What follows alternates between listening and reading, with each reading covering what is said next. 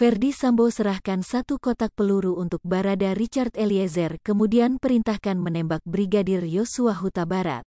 Persiapan amunisi tersebut terungkap dalam keterangan Barada Eliezer saat bersaksi di Pengadilan Negeri Jakarta Selatan Selasa, tanggal 13 Desember tahun 2022.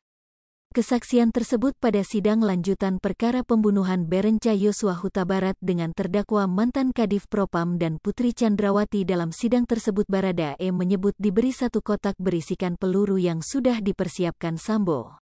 Dalam kesaksiannya soal amunisi tersebut, saksi menyebut awalnya Ferdy Sambo bertanya di mana letak senjata Barada E. Ferdy Sambo menjelaskan berulang-ulang soal apa, kata Hakim Ketua Wahyu Iman Santoso di Pengadilan Negeri Jakarta Selatan Selasa, tanggal 13 Desember tahun 2022.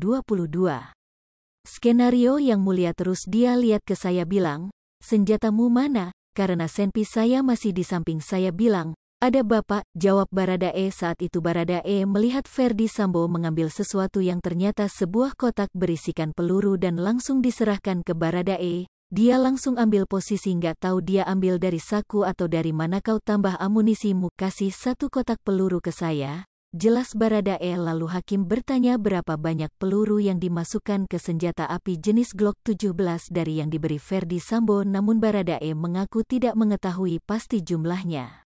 FS kasih 1 kotak peluru isi berapa? Tanya hakim dikutip dari tribunnews.com.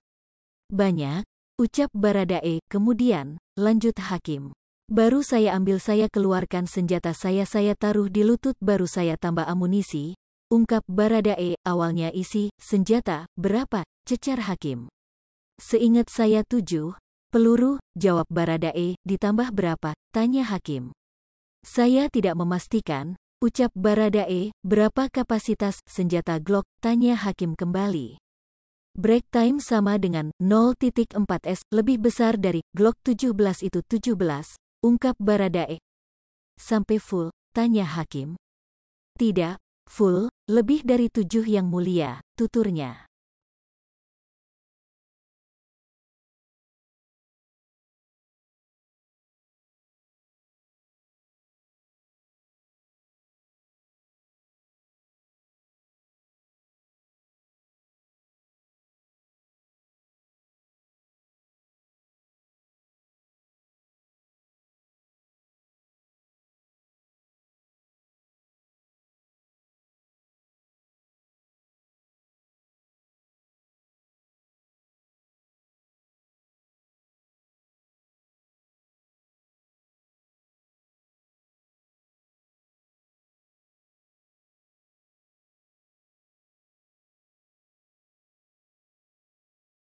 Hai pemirsa Sri Popo TV, jangan lupa komen, like, dan subscribe, serta tonton terus berita-berita terupdate lainnya ya.